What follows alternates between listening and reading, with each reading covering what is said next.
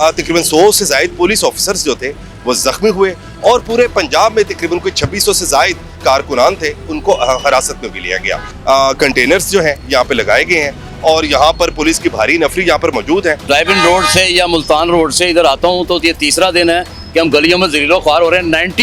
90% लोगों को ये पता नहीं है कि ये रास्ता किधर जा रहा है और वो जाके 5-15-20 किलोमीटर के चक्कर लगा के आते हैं, पेट्रोल फूकते हैं और टाइम बर्बाद करते हैं। मेरी तीन अपॉइंटमेंट्स मेरी बर्बाद हुई हैं। मैं ओवरसीज़ पाकिस्तानी हूँ। जहाँ पर इस वक्त हम मौजूद हैं, गुज़िश्ता तकरीबन 15 रोज़ से ये तमाम मार्केट जो है वो मुकम्मल तौर पर बंद है।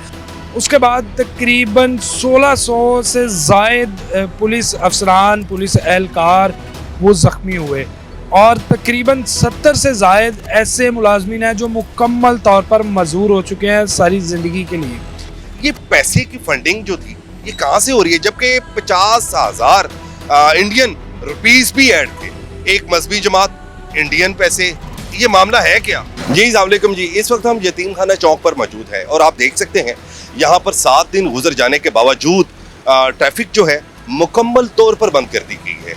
लेकिन इन 7 दिनों में एहतजाज इतना बड़ा था कि इसमें तकरीबन 100 से ज़ायद पुलिस ऑफिसर्स जो थे वो ज़ख्मी हुए और पूरे पंजाब में तकरीबन कोई 2600 से ज़ायद कारकुनान थे, उनको हिरासत में भी लिया गया। अगर बात की जाए लाहौर के दाखिली और खारजी रास्तों पर, ये मुकम्मल तौर पर टिल अभी तक ये बंद हैं। मुरीदके में जब ये सारा मामला जो प्रोटेस्ट का मामला था, जो जारी सारी था, जब वहाँ पर यानी प्रोटेस्ट की कॉल को एंड किया गया, लेकिन वहाँ कॉल एंड होगी पर आज भी यतीम खाना में जो है आप देख सकते हैं कंटेनर्स जो हैं यहाँ पे लगाए गए हैं और यहाँ पर पुलिस की भारी नफरी यहाँ पर मौजूद है और किसी भी यानी कि आने जाने वाले रास्तों को दाखिली और खारजी रास्ते जो हैं लब्बैक या रसूलल्लाह मस्जिद की तरफ जाने वाले रास्ते जो हैं मुकम्मल तौर पर बंद हैं।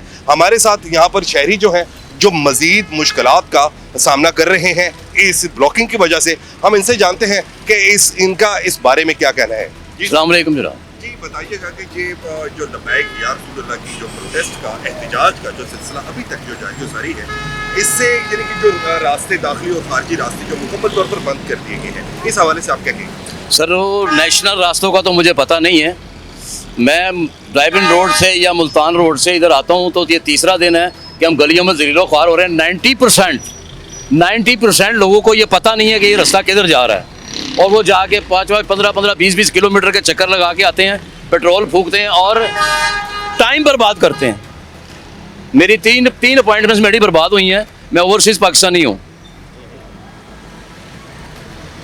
जी इनका कहना है कि जी तकरीबन तीन दिन गुजर जाने के बावजूद आज भी जो ये रास्ता जो है वो टिल बंद है। सर मेरे 2 विजिट ऑलमोस्ट एक दो विजिट ऑलमोस्ट होते हैं, तो अब तो मुझे आके अंदर गलियों का पता लगा, लेकिन आप 90% आप जाएं अंदर, अभी इधर देखें जाके अंदर लोग धक्के खा रहे हैं दरवाज़ों के आगे, इधर उधर। ये कब तक रहेगा अल्लाह बेहतर जानता है और अल्लाह ताला नेक हिदायत है इनको, ये अवाम के लिए, उस अवाम के लिए जिसको रस्तों का नहीं पता है, ये मुश्किलात पैदा ना करें। मैं मुहज़्ज़ब अल्फाज इस्तेमाल कर रहा हूँ।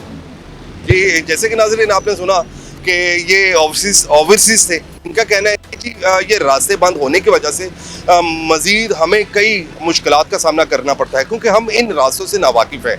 भी कोई नया आता है उनको काफ़ी दुश्वारी का सामना तो करना पड़ता है, लेकिन हमारे साथ आप अपने नाज़रीन को मज़ीद ये तमाम जो मामलात हैं 9 अक्टूबर से लेकर तकरीबन आज 16 अक्टूबर तक प्रोटेस्ट जो चला, इस हवाले से हमारे साथ महर आदिल साहब मौजूद हैं जिन्होंने इस सारे प्रोटेस्ट को कवर किया। मुकम्मल डिटेल जानते हैं इनसे। जी अस्सलाम वालेकुम। वालेकुम अस्सलाम। आदिल साहब ये बताएं कि ये आज जो अनाउंसमेंट जो की गई है, कल जो इन्होंने प्रोटेस्ट जो करना है, मजहबी जमातें जो हैं, दाता साहब वहाँ पर मौजूद होंगे और प्रोटेस्ट का हिस्सा बनेंगी, लेकिन ये 9 अक्टूबर से होने वाला प्रोटेस्ट जो है टिल अभी तक जारी सारी है। इसको रोकने के लिए क्या मुस्बत इक़दाम मजीद पुलिस को करना होंगे, जबकि यहाँ पर तकरीबन काफ़ी ज़्यादा जो पुलिस वाले हैं, 100 से ज़ायद पुलिस वाले जो हैं वो ज़ख्मी भी हुए और पूरे पंजाब में तकरीबन 2600 से ज़ायद TLP के जो कारकुनान हैं उनको अपनी पुलिस ने हिरासत में लिया और ज़ख्मी भी। और अच्छा हैदर साहब, पहली बात कि ये जो एहतजाज जब शुरू हुआ था, जब यहाँ से निकले उससे पहले मुज़ाकरात की भी बातें की जा रही थी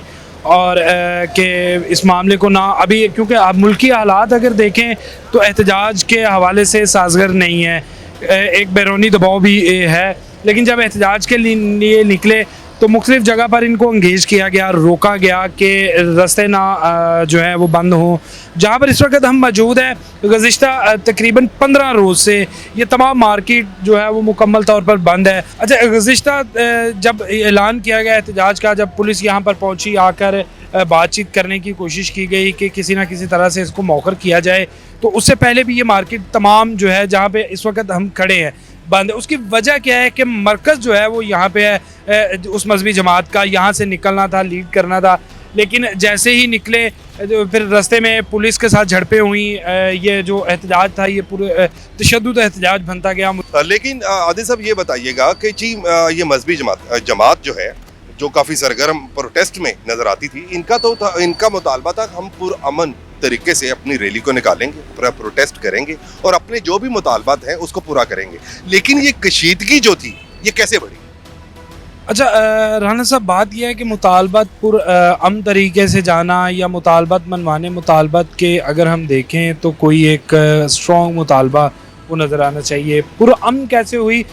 हर जमात के अंदर इंतशार पसंद लोग भी हैं, कहीं ना कहीं से शर अंगेज़ी की गई। मैं आपको सिर्फ इस मजहबी जमात की थोड़ी सी तारीख बता दूं, 2016 से लेके 2025 तक अब तक सिर्फ जो हमारे मुलाजमीन हैं, हमारे अहलकार हैं, 11 जो है वो जामे शहादत नोश कर चुके हैं, सिर्फ इस एहतजाज की नज़र। यानी कि 9 साल में 11 पुलिस कांस्टेबल्स जो हैं, यानी पुलिस अफसरान जो हैं वो शहीद हो चुके हैं। उसके बाद तकरीबन 1600 से ज़ायद पुलिस अफसरान, पुलिस एहलकार वो ज़ख्मी हुए और तकरीबन 70 से ज़ायद ऐसे मुलाजमीन हैं जो मुकम्मल तौर पर मजूर हो चुके हैं सारी ज़िंदगी के लिए। ये एक इनकी थोड़ी सी तारीख़ है। पुरअमन एहतजाज जमहूरी हुकूमत के अंदर सबको उसका हक है, लेकिन एहतजाज के लिए स्ट्रॉन्ग मुतालबात। फिर जब मुज़ाकरत के लिए मुरीदके में इंगेज किया गया कि वहाँ पर मुज़ाकरत करें, उसके बाद कुछ इतलात ऐसी आई, कुछ कार्रवाइयाँ जो हैं वो यहाँ पर हुई जिसमें हमने देखा कि एक FIA का छापा और फिर वहाँ से हालात मज़ीद जो है वो। आदिल साहब, आपने बड़ी अच्छी बात की कि FIA के छापे के बारे में मैं आपसे मज़ीद जानकारी जो है हमारे नाज़रीन लेंगे। FIA का छापा जो था, जिसमें तकरीबन लाखों रुपए नहीं बल्कि करोड़ों रुपए जो है, 11 करोड़ से ज़ायद जो है और रकम जो है वो मंजर-ए-आम पर लाएगी। ये पैसे की फंडिंग जो थी ये कहाँ से हो रही है, जबकि 50,000 इंडियन रुपीस भी ऐड थे, एक मजहबी जमात, इंडियन पैसे, ये मामला है क्या? अच्छा हैदर साहब, फंडिंग की अगर बात करें दरबारों पे, या हमारा अकीदा है लोग जाते हैं तो नज़र न्याज के लिए कुछ लेकर जाते हैं, वहाँ पर चंदा डालते हैं कि इंतजामात हो सकें। ये हिसाब चंदा तो उस सूरत में डाला जाता है कि जब एक कोई पीर फकीर या वली हो। ये तो एक मजहबी जमात के एक रुकन थे, एक यानी कि जो भी सरपरस्ते आला थे, इनको चंदा डालने की ज़रूरत क्या है? अच्छा हैदर भाई, आप बात कर रहे हैं तो कुछ चीज़ें ऐसी हैं जिनको ज़रा, लेकिन जो मामला थे वो नज़र न्याज थी। देखिए, अकीदत है, मजहबी लगाव है, और जिनकी ये नस्ल चल रही है, जिनके नाम के वो बड़े सरगर्म मौलाना खादिम हुसैन रिजवी साहब, ये उनके साहबजादे हैं, उनको आगे जमात सौंपी गई। उनसे लोगों की मोहब्बत थी, अकीदत थी इस जमात के लिए, तो फंडिंग थी, पार्टी फंड कह लें या दूसरे। जहाँ से मामला मशकूक हुआ वो 50,000 इंडियन रुपीज़ जो निकले हैं, वहीं से कुछ चीज़ें फिर मशकूक हो गई। वहाँ पर कुछ इस तरह के मुतालबात किए गए कि शायद वापसी हो जाए, लेकिन वो जब नहीं माने गए तो साथ रिजवी साहब जो कारकुन थे या आप कह लें लीडर थे, जिन्होंने संभाली, वो वहाँ से मफरूर हो गए। उसके मगर ये मफरूर का लफ्ज़ जो आप इस्तेमाल कर रहे हैं, मगर कुछ हमारे सोर्सेज जो हैं, जिस तरह हमारे DIG ऑपरेशन फैसल कामरान को किसी ने, हमारे साफ़ी भाई ने सवाल किया कि इस वक्त बताएं कि साद रिजवी जो है वो कहाँ है। उन्होंने कहा कि हमें नहीं मालूम। उन्होंने कहा कि मुझे पता है कि वो इस टाइम है कहाँ। तो अगर ये जो उन्होंने जाहिर किया है कि हमें पता है कि वो कहाँ है, तो कहाँ है? ये हर किसी को पता है वो कहाँ पे है। अगर DIG साहब नहीं बता सके, उस जगह को नाम नहीं ले सके, तो आपको खुद यहाँ से समझ आना चाहिए था कि वो कहाँ पे बैठे हैं। और मैं तो खैर नाम नहीं लूँगा, लेकिन वो आई ट्राई टू अंडरस्टैंड। मगर आदिल साहब, हम असल मुद्दे की तरफ आते हैं। असल मुद्दा ये है कि जी ये लाहौर के तमाम दाखिली और खारजी रास्तों को मुकम्मल तौर पर सील कर दिया गया। यानी कि इस टाइम जो है यानी कि समझ के लाहौर पूरा कर्फ्यू लगा हुआ है इन जगहों पर, और यहाँ पर मुकामी लोग जो हैं वो उनको काफ़ी जो बढ़ती हुई महंगाई को मद्देनजर अगर रखे तो ये बेचारों का रोजगार का जो है गाहक आता नहीं है। लोगों का कहना है कि यार अच्छा हैदर साहब, आपने बात की ये जो इस इलाके के लोग हैं उनको बिल्कुल मुश्किलात का सामना है। दाखिली खारजी रास्ते अभी प्रॉपर बंद नहीं हुए। कल क्योंकि जो है वो जुमे के रोज़ एहतजाज की कॉल दी गई थी दाता दरबार के पास। इस हवाले से एक अगर हम बात करें सिक्योरिटी को लेकर या हालात को लेकर, तो उनको ज़रा पुरअमन रहने के लिए और किसी किस्म का इंतशार दोबारा ना पहले, लोगों की जो जानें हैं, माल है, उसकी हिफाजत को यकीनी बनाने के लिए ये इक़दाम करने पड़ते हैं और किए जाते हैं। ये तारीख़ का हिस्सा है। लेकिन अगर ये कहना कि जो इन लोगों को रोज़गार के मसाइल बिल्कुल अपनी जगह पे हैं, लेकिन अगर ये चंद लोगों के रोज़गार के लिए ये रास्ते खोले जाएं या लोगों को आसानी रसाई मिले, तो फिर उसके बाद जो एक लावा तैयार होगा या जो एक मुश्किलात का सामना इंतज़ामिया को करना पड़ेगा, उसके असरात फिर पूरे लाहौर शहर में देखने में आएंगे। हुकूमत क्यों नहीं ये मजहबी जमात से मुज़ाकरात करती? हुकूमत जो है वो इस वक्त बड़े सख्त फैसले लेने जा रही है। पंजाब हुकूमत सिफारशत की जा रही हैं वफाक से कि कलअदम इस तंजीम को मुकम्मल तौर पर जो है वो दिया जाए, करार दिया जाए। क्योंकि जो तारीख़ देखी गई, जब भी मजहबी जमात की जानिब से लोग निकले हैं तो तोड़ फोड़ जो है वो हुई है। क्योंकि जिसमें जानी नुकसान चाहे वो दोनों जानिब से हो, हमारी इंतज़ामिया, हमारी पुलिस के अफसरान हो या दूसरे जानिब से हो, है तो अपने ही, और फिर दोनों जानिब से जो जानी नुकसान है वो नाकाबिले बर्दाश्त है। एक जान का भी जो नुकसान है वो पूरा नहीं किया जा सकता। फिर इसमें लोग जो हैं जिनकी तादाद सैकड़ों में चली जाती है या ज़ख्मी होते हैं, ताहयात ज़ख्मी हो जाते हैं, जो मजदूरी का जिनको सामना करना पड़ता है। तो मुज़ाकरात की जानिब मौके थे, मुज़ाकरात निकलने से पहले होते हैं कि बैठ के बात को तय किया जाए, मामला को हल किया जाए।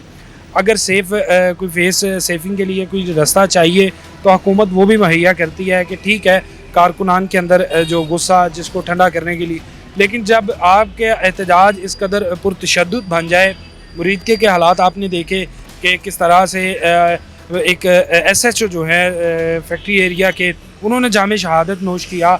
क्या किसी की ज़ाती लड़ाई तो नहीं थी, इंतज़ामिया है। अगर हम अपने पुलिस अफसरान की बात करें तो यहाँ अगर ये बात की जाए कि पुलिस से रिलेटेड अगर बात की जाए तो यानी कि हमें जो इतलात जो मसूल हमें हुई थी, तो वो ये मजहबी जमात के जो सरगर्म जो कारकुनान थे, उन्होंने सबसे पहले ये स्टेप उठाया था, पुलिस पर अटैक किया था। देखिए, जिस जगह पे खड़े हैं हुआ यहीं पर भी यही था।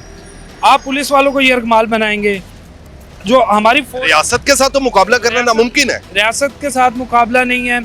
और फिर हमारी जो आर्मेड फोर्सेस हैं, चाहे वो कोई भी है, पुलिस है, दीगर इदारे हैं, तो आप उनके जवानों को जो है वो यरगमाल बनाएंगे। आपने देखा नहीं है किस तरह से पुलिस की गाड़ियों पर बैठे थे, कैसे पुलिस वालों को ट्रकों के अंदर जो है वो यरगमाल बनाया हुआ था, कैसे बिल्डिंग्स के अंदर किस तरह उनके कपड़े फाड़े जा, हालांकि वो ड्यूटी कर रहे थे और इन लोगों के लिए ही खड़े थे। अगर खुदा न खास्ता कोई ऐसा अनासर इनके एहतजाज में शरीक हो जिसका खुमियाजा फिर सारी ज़िंदगी पाकिस्तान को भुगतना पड़े, लेकिन ये जो हालात पैदा किए जाते हैं ये फिर इंतशार, और ज़ाहिरी बात है सेल्फ डिफेंस हर किसी का हक है, पुलिस वालों का भी उसी तरह से हक है। उन्होंने अपना जो है वो दफा किया और फिर उसमें ये तमाम सूरतें। आदिल साहब, इसके बारे में ये बताएं कि कल दाता दरबार पर मजहबी जमातें, मुख्तलिफ किस्म की मजहबी जमातें जो हैं वहाँ पर यानी कि इस एहतजाज का हिस्सा बन रही हैं।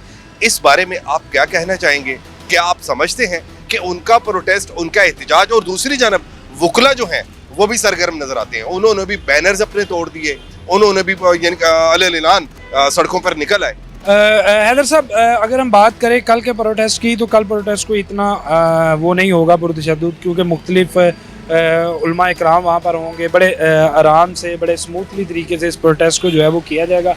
इजहार यकजहती के लिए हैं, वकला जो हैं, दीगर तंजीमें भी हैं, लेकिन वो इजहार यकजहती के लिए हैं। जब आहिस्ता आहिस्ता ये तहकीकात खुलेगी, अब ये मामला लंबा चलेगा, क्योंकि अगर बात करें हम इंडियन रुपीज़ की, वो बड़े मशकूक हैं, उसने इस तमाम सरगर्मी को मशकूक कर दिया हुआ है।